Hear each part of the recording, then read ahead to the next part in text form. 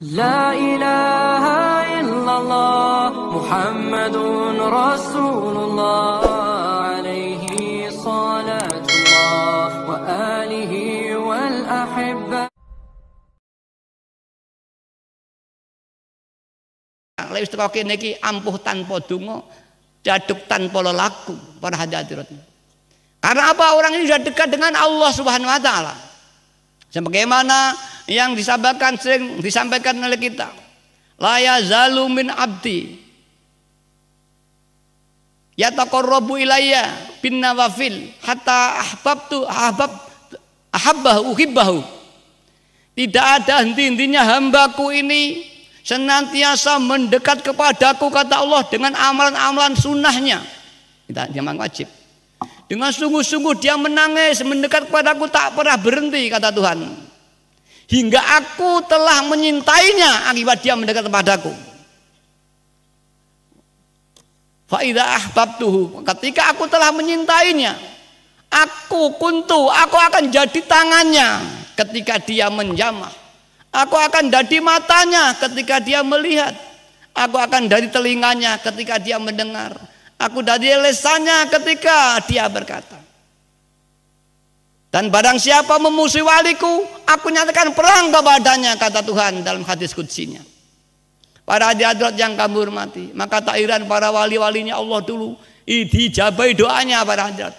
Mengapa kita doa tidak dijabai? Karena kita masih doanya nafsu para hadirat. Apabila kita suatu saat dijabai, bukan karena ampuhnya doa kita, tapi karena fadlnya Allah Subhanahu wa taala. Inilah para hadirat, mengapa orang yang lillah billah ini hasilnya lebih besar. Kalau ini saya gambarkan, ini orang yang berlatih di pernafasan, kalau di meditasinya wahidah akan lebih cepat. Begitupun dalam ibadah, dikatakan zarratun min a'malil qalbi khairum min amsalil jibal min a'malil jawarih. Sedetik ibadahnya orang yang hatinya sadar makrifat kepada Allah, sama dengan segunung ibadahnya orang yang hatinya tidak makrifat kepada Allah. Sebagaimana kalau dinisbatkan dengan kuantitas, orang yang ibadah di Masjidil Haram 100.000 kali sama dengan ibadah di luar Masjid Haram dan Madinah dan Mekah. Barang siapa sembahyang di Masjid Madinah ditingkatkan 1.000 kali dibanding dengan orang yang jamaah tidak di Masjid Madinah dan Mekah. Itu berarti perbandingan punya nilai Masjid Mekah itu 100.000 kali masjid di luar dua masjid ini. Itulah keistimewaan yang diberikan. Begitu orang yang hatinya makrifat kepada Allah, yang betul-betul makrifat, ibadahnya seperti segunung ibadahnya orang yang belum lillah perbandingannya. Mengapa? Kalau Masjidil Haram itu memang anugerah Allah SWT untuk memuliakan masjidnya Allah dan memuliakan masjidnya Nabi Rasulullah Sallallahu Alaihi Wasallam. Nah, kalau orang makrifat apa sebabnya? Masalahnya orang makrifat ini orang bersih dari syirik, bersih dari ujub, bersih dari ananiyah, bersih dari riya, bersih dari takabur. Apapun orang yang ibadah sholat Allahu Akbar, kemudian syarat rukunnya sudah dipenuhi, tapi di hatinya masih merasa aku sembahyang, aku sudah bisa sembahyang, tidak billah. Apalagi kalau ini nanti sudah tidak lillah, tidak billah, sudah lillah karena perintah Allah, tidak karena surga, tidak karena neraka, tapi masih dia merasa bisa sholat, maka disitulah ada namanya ujub. Ujub itu membanggakan apa yang dimiliki. Kalau orang itu merasa memiliki, otomatis membanggakan.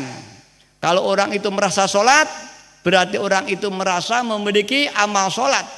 Barang siapa merasa memiliki amal sholat, ini terjadi ujub berhadirat.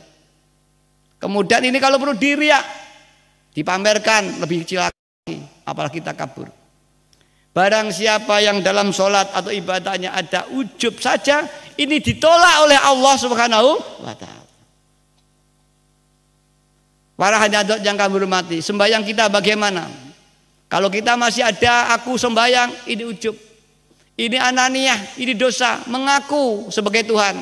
Pada sholat disolatkan oleh Allah SWT. Inilah para hadirat. Maka ulama ittifaq kalau bar sembahyang ini sudah ada istighfar. Karena kita tahu dalam sholat itu banyak dosa dan kesalahan kita.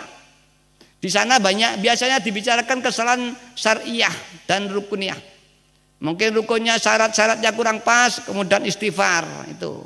Setelah sembahyang kita istighfar, maksudnya mengistighfari daripada sholat kita yang mungkin ada kekurangan-kekurangan sehingga diampuni oleh Allah Subhanahu wa Ta'ala.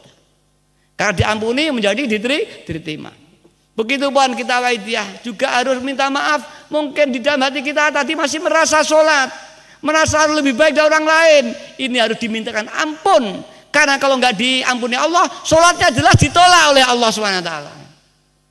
Karena itu istighfar dalam sholat itu sangat penting, menentukan sekali. Jika itu diampuni, ya sholatnya akan diterima oleh Allah SWT.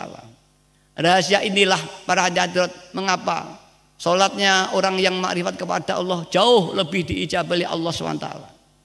Barang siapa dalam berdoa kualitasnya tinggi para hadirat, otomatis lebih diijabahi.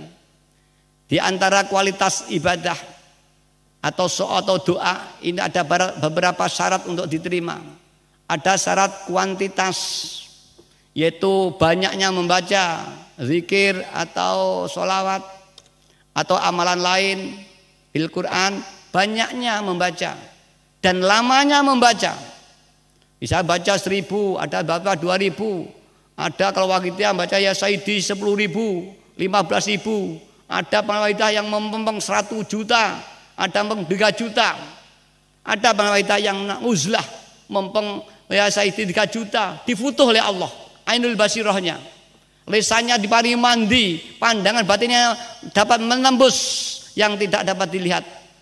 Ini banyak teman-teman ini yang mempengaruhi. Ini waspada, nanti bangga jadi dukun, tidak jadi mendekat kepada Allah Ta'ala. Ada yang mempeng ya 1 juta kali uzlah 1 bulan, difutuh oleh Allah SWT. Ini namanya kuantitas. Mujadah 40 hari, mujadah 3 bulan dan sebagainya. Ini kuantitas. Kemudian ke kualitas. Ini bacaannya.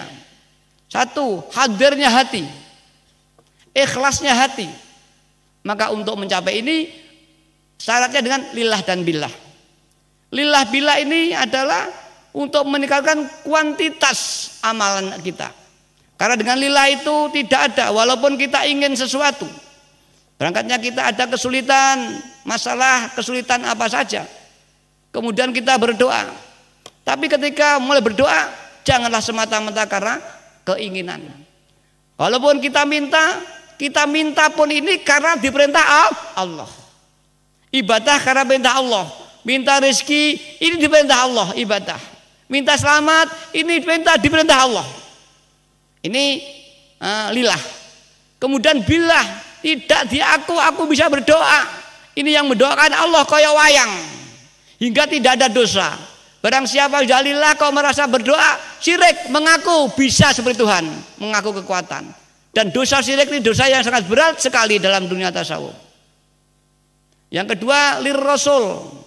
Kita harus niat makmum Rasulullah sallallahu alaihi wasallam.